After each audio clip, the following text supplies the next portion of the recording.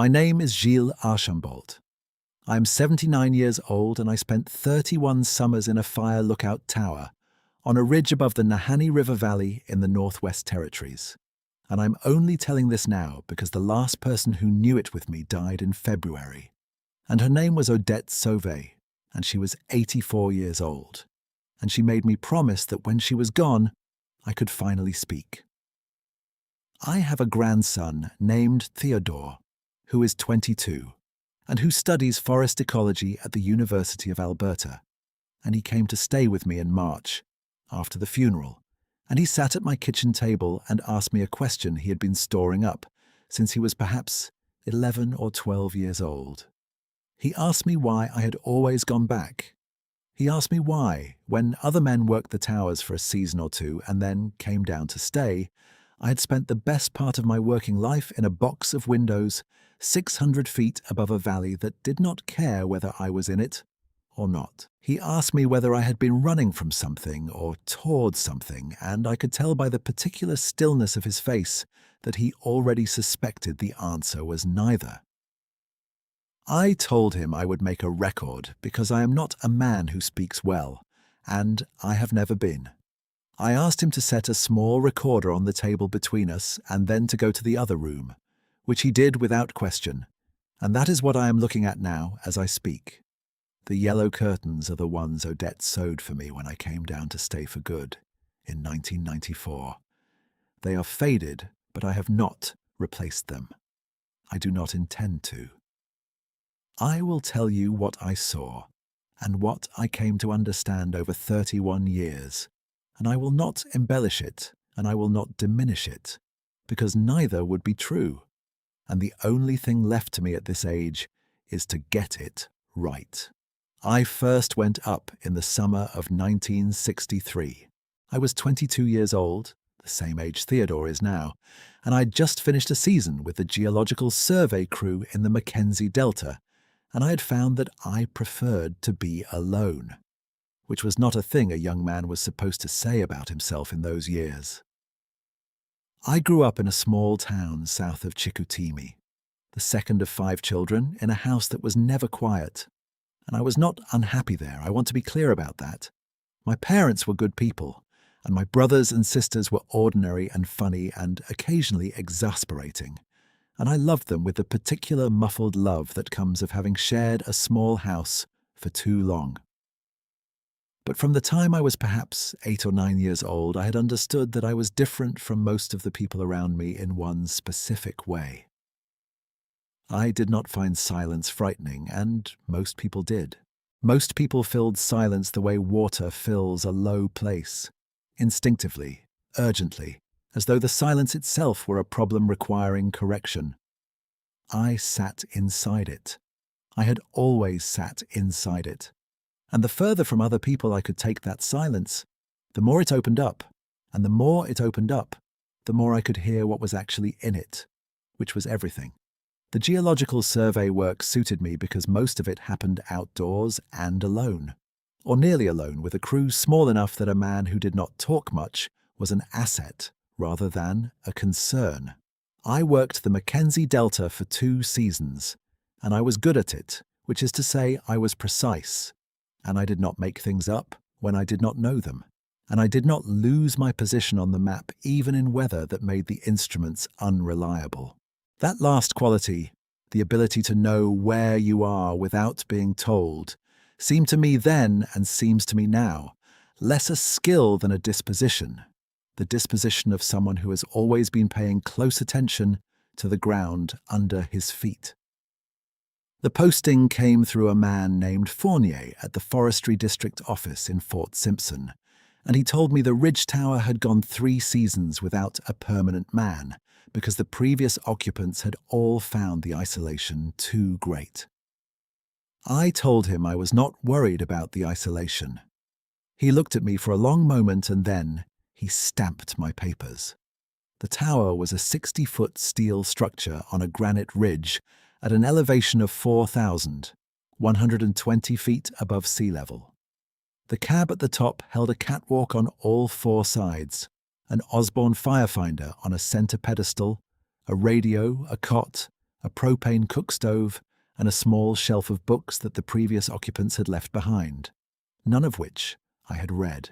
It was reached by a supply road that ended 4 miles below at a gravel pullout, and from there by a trail that climbed through black spruce and lodgepole pine before breaking above treeline onto open talus. The supply truck came once every 3 weeks with food, fuel canisters, and whatever I had ordered from the district office catalogue. Aside from the radio, which I used to make my morning and evening fire reports, I spoke to almost no one for 31 summers. And this was, I want to be clear, not a hardship. It was the condition I had always been searching for without knowing the name of it. There was a dog on the ridge. I should say that plainly. His name was Fergus. He was a large, deep-chested, red-brindle hound of mixed ancestry, part coonhound and part something heavier. And he had belonged to the previous lookout man, a Cree fellow named Alexis Beaulieu, who had left in the middle of his second season, and whose tenure in the tower I never fully understood. Fergus was sitting on the top step of the access ladder when I climbed up on the first morning, and he regarded me without alarm, and after a moment he moved aside to let me pass. And that was the end of any negotiation between us. He was perhaps 3 years old at the time. He lived on the ridge until he was 14, and when he died, I carried him down the mountain in my arms, which took most of a day, and I buried him in the meadow at the base of the trail, and I did not sleep well for a long time after. The first summer was ordinary, or as ordinary as a summer on a fire lookout can be when one is 22 and alone and responsible for watching over 240,000 acres of boreal forest. I reported smoke twice. Neither report led to an active fire. What I did, for the hours that were not occupied by the fire watch rotation, was learn the landscape. I want to try to explain what that means, because it is not a small thing, and I think people who have not done it do not understand what it requires.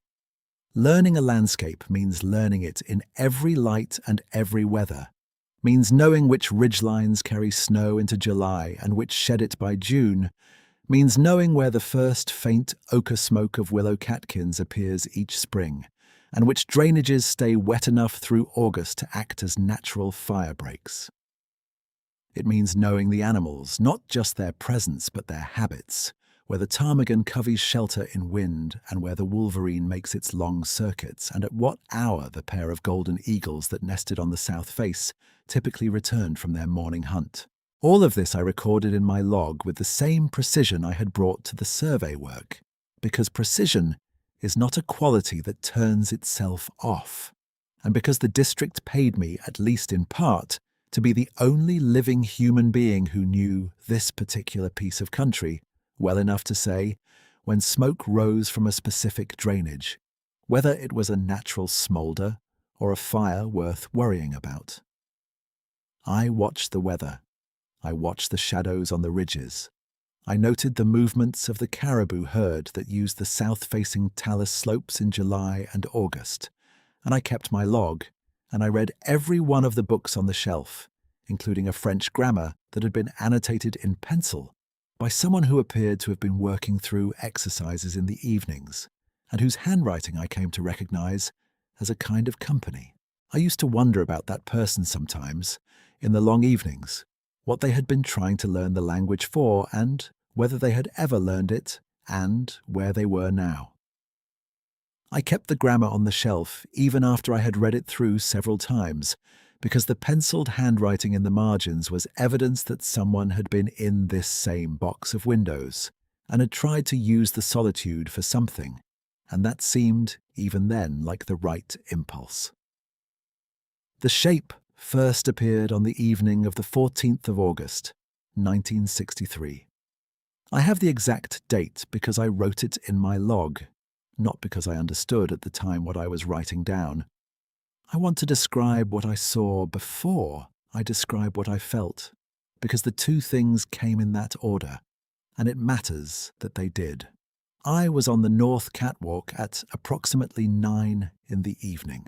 At that latitude in August, 9 in the evening is still full light, a low amber light that comes from the west at an angle that is almost horizontal and that catches every lichen-covered rock in sharp relief, turning the granite yellow gold and the deep green of the spruce below into a color that is almost black. The shadows in the valleys are purple at that hour. The ridgelines stand out against the sky with a clarity they do not have at midday, when the overhead light flattens everything and makes distance difficult to judge. I had spent all summer learning to make fire assessments in that evening light, learning which distant smudges of dark were shadows and which were smoke, and I was good enough at it by August that I had stopped second-guessing my own judgments. The ridge on which the tower stood ran roughly northeast to southwest, and to the northwest, perhaps 1.5 kilometers away, there was a secondary ridge that rose perhaps 80 or 90 feet higher than mine, before dropping away into a long, steep drainage that I could not see into from the tower. I had looked at that secondary ridge every evening of the summer, and knew its silhouette the way you know the outline of a sleeping face in your own house. I knew every rock on it. I knew where the sheep trail crossed the high point and where the snow melted last in June, and I knew what the ridge looked like at 9 in the evening in amber light against a sky that was still blue. And I knew immediately, when I looked at it that evening, that something was wrong with the silhouette. That evening, there was a shape on the ridge that was not part of the ridge. I took up the binoculars and I looked at it for a long time. I would estimate that it was standing on the highest point of the secondary ridge, at a place where a single exposed granite outcrop rose perhaps 20 feet above the surrounding talus, and I would estimate that it stood approximately 9 feet in height. It was upright. It did not sway or shift. It was dark against the amber sky, darker than the rock behind it, and its arms, which were long and held slightly away from its body, were perfectly still. It stood on that ridge for, I believe, a little over 20 minutes by my watch, and then it turned and descended the far side without haste, and was gone. Fergus had been sitting at my feet during this. He had not barked, he had not stood, or stiffened. He watched in the same direction I watched, and when the figure was gone, he looked up at me once, and then lay down and put his chin on his front paws. That is what I saw. What I felt came later, and it was not fear. I want to be plain about that, because fear would have been the reasonable response, and I have spent a long time wondering why it was not what came to me. What came instead was something more like recognition, which made no sense since I had never seen anything like that figure in my life. I have thought about this for more than 60 years, and I have only one thing to say about it, which is that there are certain presences in the world that the body understands before the mind catches up. The mind asks questions, the body is already quiet. I did not report it on the radio. I did not write a description of what I had seen in my official log. I wrote in my personal log, which I kept in a separate small notebook, and I wrote 4 words and a time. Shape on Northwest Ridge, 9:40 p.m., full light, standing. And then I went inside and I made tea, and I sat with Fergus, and I did not feel afraid, which, the more I have considered it over the years, was perhaps the most important information of all. The following summer, I watched every evening with the binoculars from the North Catwalk, beginning at 7 o'clock, and I did not see the shape again until the 22nd of July. And then it was on the same ridge in the same position, and it stayed for perhaps 30 minutes before turning and going. On the 6th of August it was there again. Those were the only 2 sightings that summer. By the 3rd summer I had begun to understand something about the pattern, though I would not have called it a pattern yet. By the 3rd summer I had begun to understand that what I was doing in the evenings was watching for it. Not because I was afraid of it and needed to monitor its position, because I had come to feel its absence when it was not there, the way you feel the absence of a sound you have grown accustomed to, and its presence when it was there felt like something settling in the world, some long-standing weight being correctly distributed. I want to be careful about what I mean by that. I am not a man given to mysticism, and I was raised Catholic enough to distrust visions and the particular comfort one takes from what cannot be explained, and I spent the better part of my working life in a profession that rewarded precision and had no use for romanticism. So when I say that the presence of this figure on the northwest ridge felt like something settling correctly in the world, I'm not speaking metaphorically. I'm trying to describe an observable condition. When it was there, I was calmer. My sleep on the nights following a sighting was more steady. My log entries the next morning were more precise. I do not know what to make of that. I set it down because it was true and because I have made a practice of setting down what was true. And I will let Theodore and anyone else who hears this make of it what they will. By the 5th summer, I had constructed, in my personal log, a rough calendar of appearances. The figure never came before the 15th of June, which was, in most years, the date the high country above tree-line fully cleared of snow. It never came after the 15th of September, which was, in most years, the date the first heavy snow fell on the upper ridges.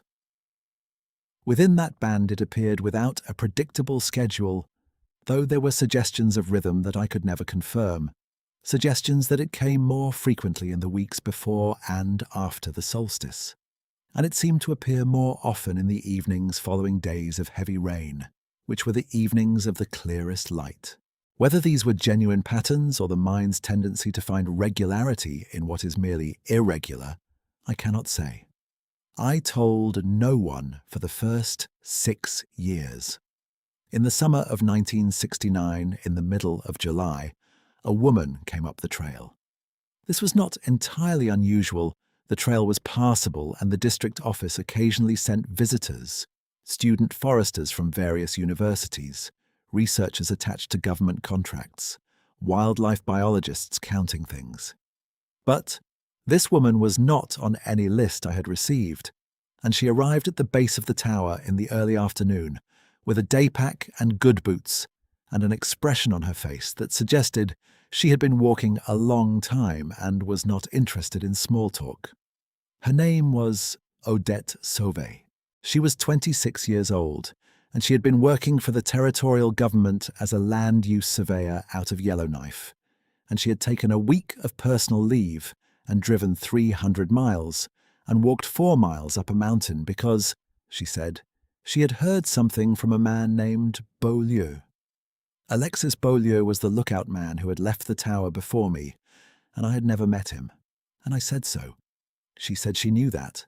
She said she had met him at a government function in Yellowknife the previous autumn, and that he had been drinking and had said something to her that he had immediately retracted, and that the something he had said, and then retracted, was about a tower on a ridge above the Nahanni Valley, and a figure he had seen on the northwest ridge 2 summers in a row. I did not say anything for a moment. She waited, which told me something about her. I said, "Come up." She climbed the ladder, and I made coffee and we sat on the north catwalk. And I did not say anything about the shape for a long time, and neither did she. This is worth noting. Most people who come to a place with a question fill every silence trying to get to it. Odette Sauvé had walked 4 miles up a mountain and driven 300 miles to ask me something specific, and she sat with her coffee and looked out over the valley and let the silence be what it was. And I understood then that she was not an ordinary person, which is not always a thing you understand immediately, but which became clear within the first few minutes. She was tall, with the kind of lean build that comes of spending a great deal of time outdoors, and she had dark hair cut short in a practical way and very steady brown eyes that did not look away from things when things made her uncomfortable.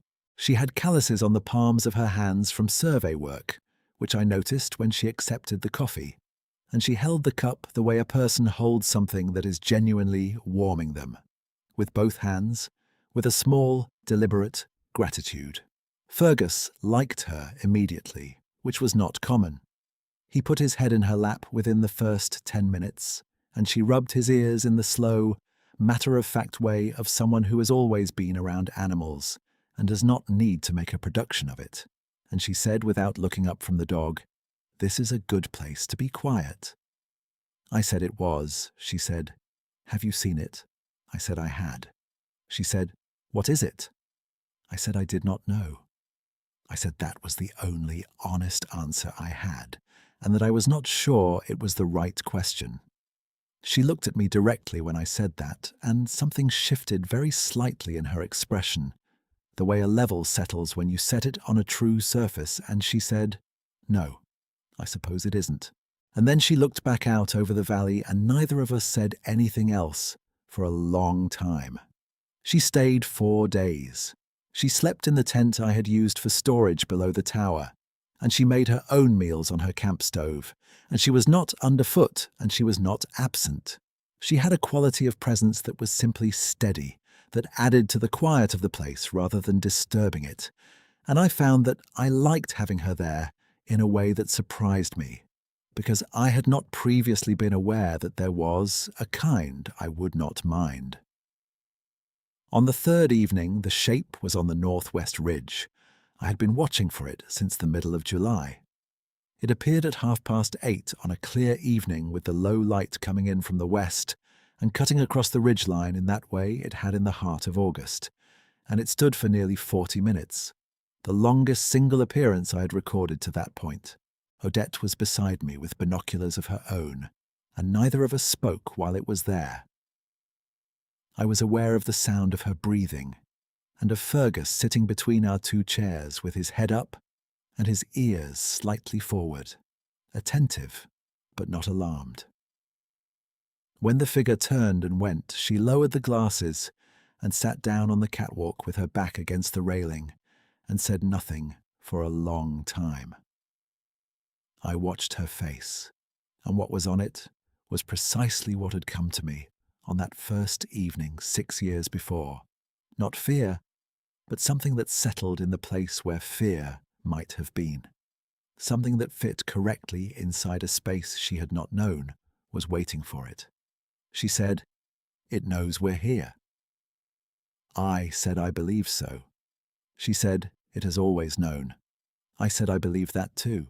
She came back the following summer in the middle of July with 1 additional week of personal leave, and the year after that, she arranged her survey schedule so that her fieldwork in the district fell across the same window.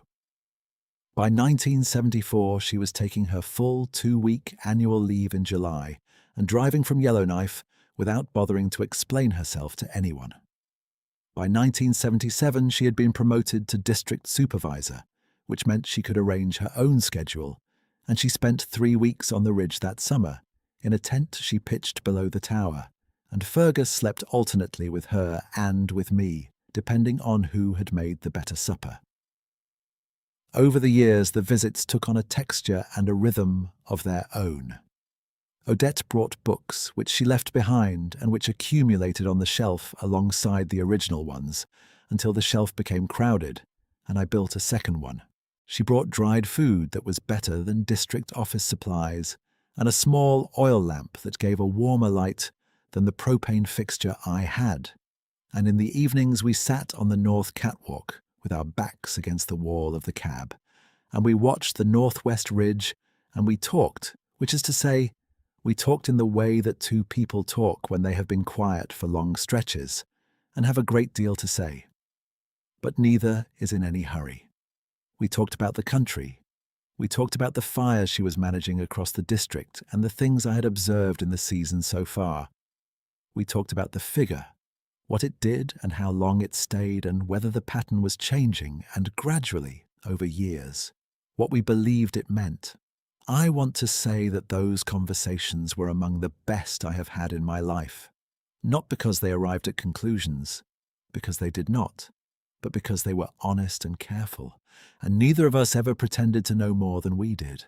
I want to be careful about what I say next, because it is the part of this account that is easiest to misunderstand, and that I have been most particular about keeping to myself. Odette and I were not, in the way most people would understand the word, a couple. We were something that does not have a clean word in any language I speak, though I have looked for one. She had her life in Yellowknife, which included a sister, and eventually 2 nieces, and a house on a street with birch trees, and I had my ridge. And what we had between us was 31 summers of sharing a secret that neither of us could share with anyone else, and the specific gravity of a thing held jointly over a long time, and the particular trust of 2 people who have watched the same impossible thing from the same catwalk and not looked away.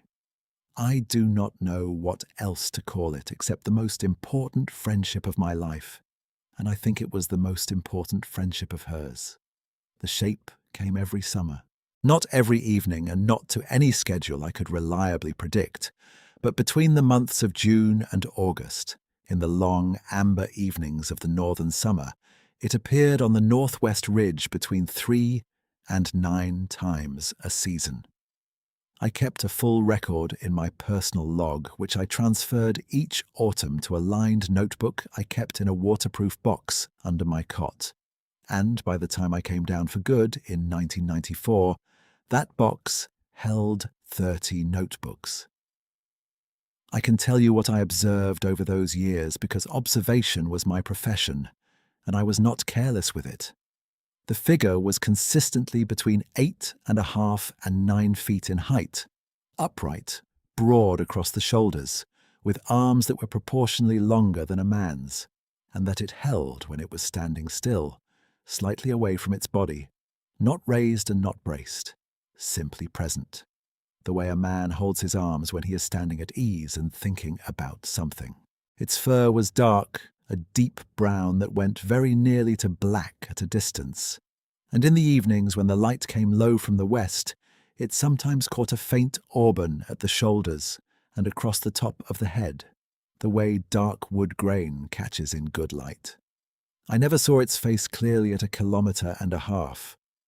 What I could see through the binoculars was the general shape of the head, which was large and set low between substantial shoulders, and what appeared to be a broad brow that gave it a quality of heaviness in the upper face. A settled, weighted quality that I came to associate over the years with patience rather than with anything else. It never made a sound that I heard. It stood, and it watched, and it turned, and it went. I have thought for a long time about what it was doing on that ridge. The northwest ridge is the highest point visible from the tower without obstruction, and the tower cab sits at the exact center of a 240,000-acre fire district. And from the northwest ridge on a clear evening, you could see the tower clearly. You could see the catwalk. You could see the figures on the catwalk if you had adequate vision, which I had reason to believe it did. It was watching the tower. It was watching whoever was in the tower. This is not a theory I arrived at quickly. I held it for a long time before I let myself say it, even in my private log. It is not the kind of statement a man who has worked his life in an empirical profession makes easily. I had 31 years of observation behind it, and I will stand by the conclusion, which is that it was watching the tower.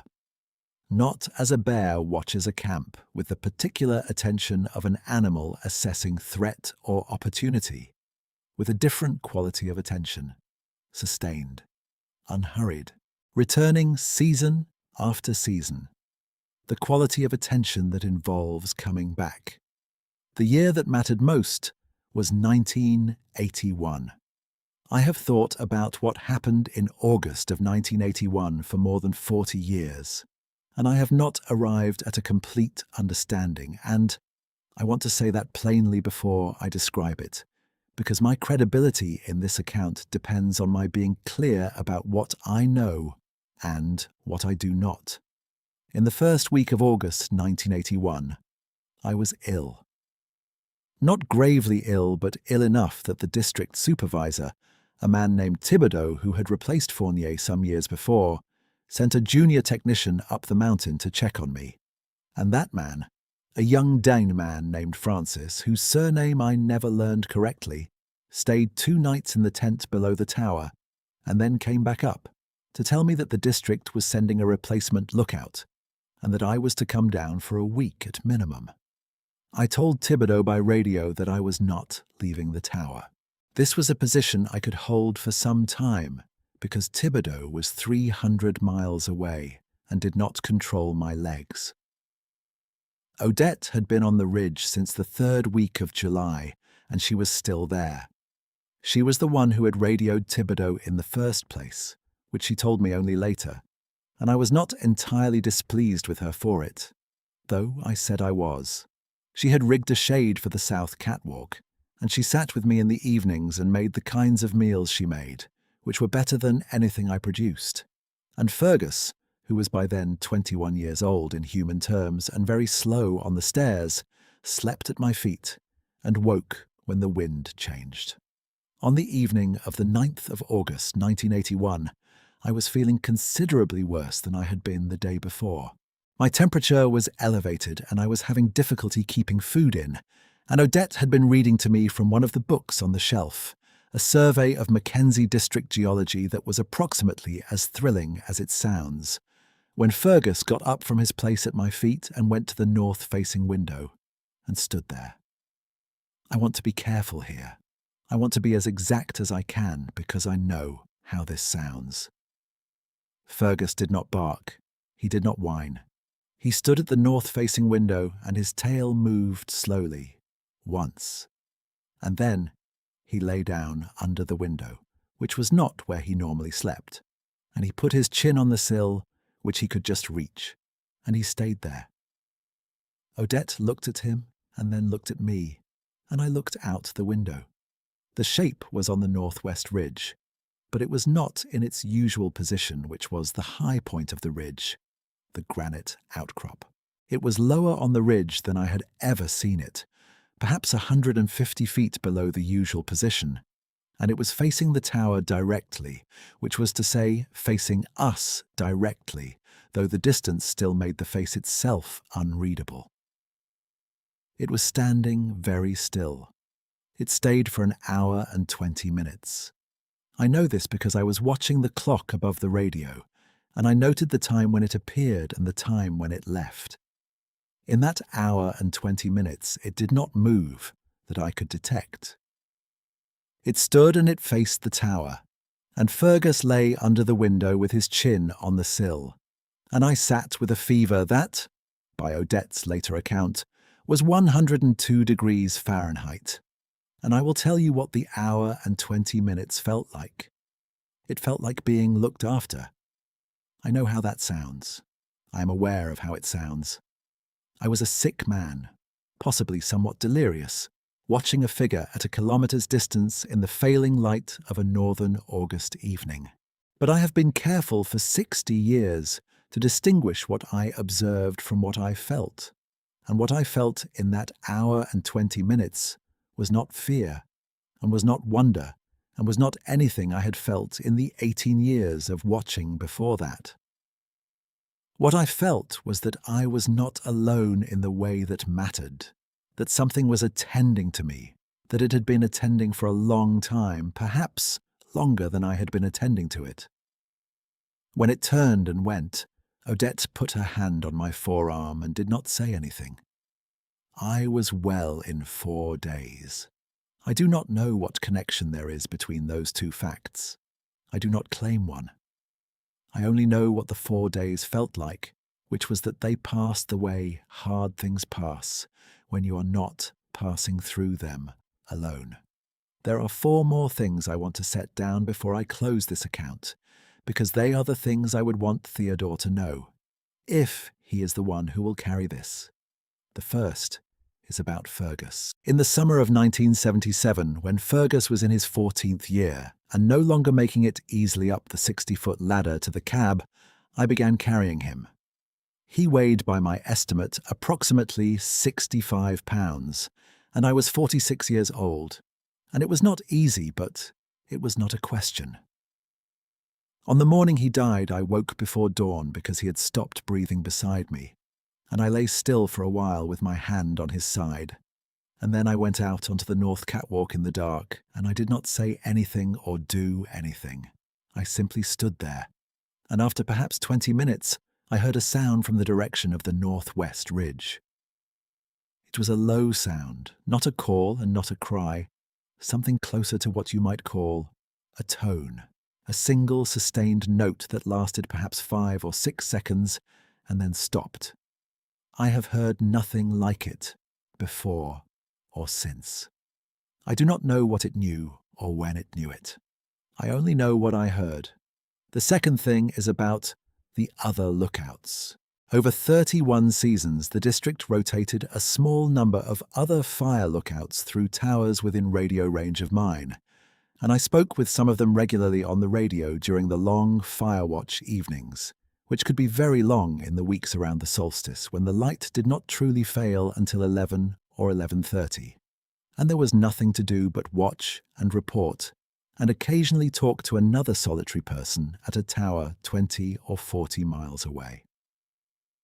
There was a woman named Shalifu who worked the South Tower for 11 seasons, a practical and observant woman who knew her district as well as I knew mine and with whom I had many useful conversations about fire behavior and weather patterns.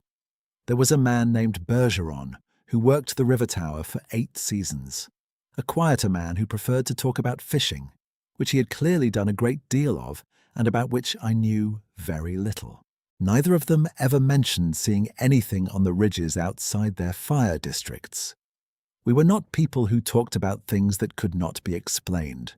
We talked about the work mostly, and about the weather, and occasionally about our supply orders, and no one ever said, "I have seen something I cannot explain," which is of course precisely what they would not have said, any more than I did. I thought about them sometimes, in the evenings on the north catwalk. I thought about Shalifu on her tower to the south, watching her ridges, and Bergeron on his tower at the river, watching his. And I thought about how each of us was sitting inside a circle of attention that was perhaps 20 miles across, and what was inside those circles, and what moved at the edges, and which of those things we could name, and which we could not. I can only say that in 31 summers, the sightings were from the north catwalk of that specific tower, and the figure was on that specific ridge, and the question of why it chose to be seen by the people in that particular tower is one that I have turned over for more than 60 years, without arriving at an answer that satisfies me. The third thing is about what I did when I came down for good in the autumn of 1994. By that time I was 63 years old, and my knees had been making their disagreement with the 60-foot ladder known in the plainest possible terms. And the district had automated the fire detection systems, and the towers were being decommissioned across the territory.